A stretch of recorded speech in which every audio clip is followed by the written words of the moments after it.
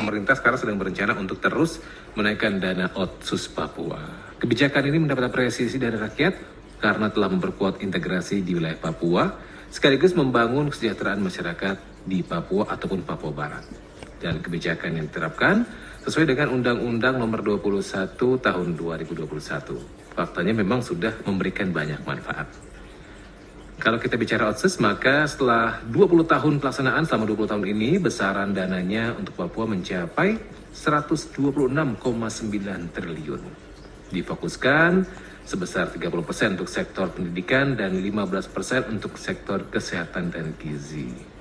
Nah, besaran dana Otsus tersebut tentu menunjukkan betapa pemerintah memiliki keinginan untuk pembangunan Papua. Pendengar Trijaya, lewat Otsus, masyarakat Papua juga punya peran loh dalam pembangunan di tempat tinggalnya. Juga diutamakan berdasarkan pada pasal 12 Undang-Undang Nomor 21 Tahun 2001, Gubernur dan Wakil Gubernur di Papua adalah wajib orang asli Papua. Komentar dari Ketua DPRD Kabupaten Maibrat, Ferdinando Solusa mengatakan sejak awal kehadiran Otsus Papua merupakan sebuah tuntutan orang Papua yang merasa tertinggal dalam berbagai aspek. Dan selama kurun waktu 20 tahun terakhir, kehadiran otonomi khusus atau Danotsus memberikan manfaat yang begitu besar. Sementara perwakilan para ketua lembaga masyarakat adat, Cornelis Usili mengatakan sejumlah kelompok masyarakat di Papua dan Papua Barat mendukung pelaksanaan dana Otsus dilanjutkan. Mereka mengaku merasakan dampak positif setelah Otsus berjalan selama 20 tahun terakhir. Lalu ada lagi dari para pimpinan LMA Sesorong Raya atau Lembaga Masyarakat Adat mengimbau agar semua masyarakat asli Papua tidak terpengaruh dari pihak-pihak yang tidak bertanggung jawab. Para stakeholder diharapkan segera memastikan kelanjutan Otsus.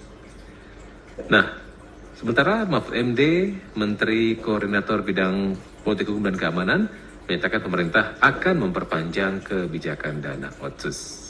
Ia menjelaskan pemerintah akan melakukan revisi pada sejumlah peraturan, termasuk revisi pada sejumlah pasal dalam Undang-Undang Otonomi Khusus Provinsi Papua. Menurutnya, draft sudah diserahkan kepada DPR. Dan dia berharap agar ke depan pemeriksaan BPK dapat lebih terukur karena dana Otsus akan naik.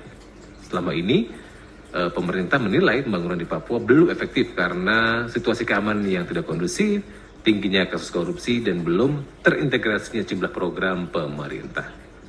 Lalu dikatakan Immanuel Yenu, selaku PLT Gerakan Merah Putih Papua Barat, ia mengatakan kader Otsus selama 20 tahun terakhir bertujuan mengangkat harkat dan martabat orang asli Papua, sehingga Otsus Papua Jilid 2 memang harus terus berlanjut.